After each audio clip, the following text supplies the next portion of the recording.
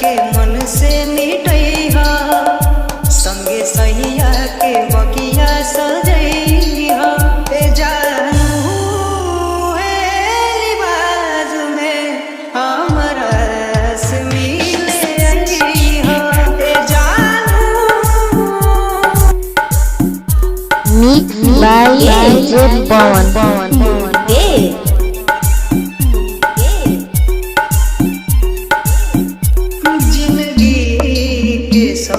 सफर अब गुमनाम हो गई, तोरा आस में आशिक बदनाम हो गई, बदनाम हो गई।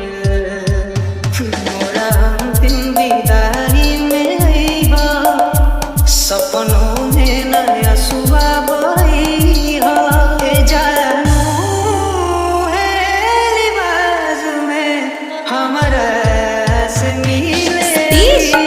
पवन